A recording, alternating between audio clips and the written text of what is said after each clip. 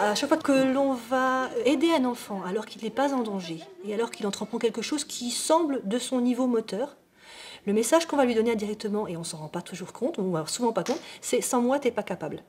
D'accord? Donc, du départ, un enfant qui, effectivement, veut attraper un objet, qui se tourne un petit peu, qui n'y arrive pas tout à fait, mais qui va chercher des stratégies, mais bon, voilà. Et ça va, à chaque fois qu'il va l'attraper, par contre, c'est une victoire. Donc, au niveau confiance en soi, au niveau estime de soi, il se construit grâce à ça.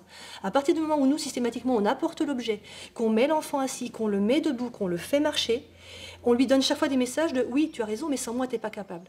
Le fil conducteur de la motricité libre, c'est on ne met pas un enfant, mais c'est valable après, dans une situation dans laquelle il n'est pas capable d'aller tout seul. On ne va pas le mettre en haut du toboggan si on sait qu'il ne sait pas y monter tout seul. Parce qu'on le met en danger et parce qu'on le met en situation de ne plus avoir confiance en lui.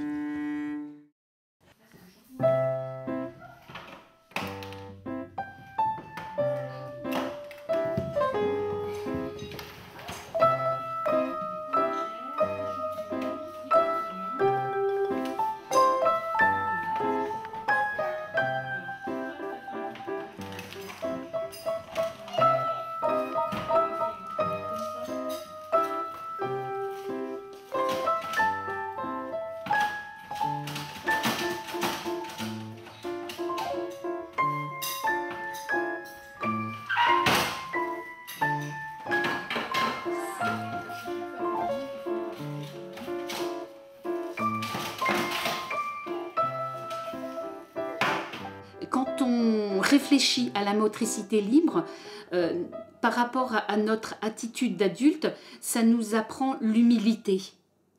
Et de se dire que finalement, l'enfant, il a toutes les compétences nécessaires en lui pour se développer. Notre rôle à nous va être simplement de lui aménager l'espace et d'assurer une sécurité affective.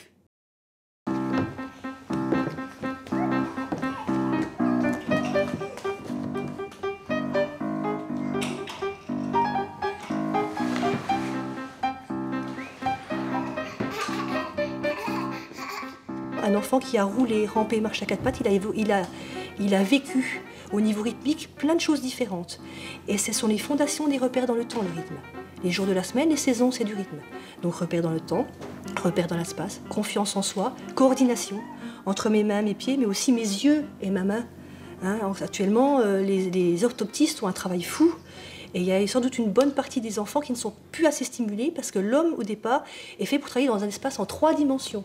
Si on est assis dans un transat ou devant une télé, un écran, et je ne sais quoi, très rapidement, et bien effectivement, tout ce travail ne se fait pas, ne se met mal en place, et du coup, l'œil ne travaille plus avec la main, et voilà. Donc tout ce qui est effectivement coordination est en jeu aussi.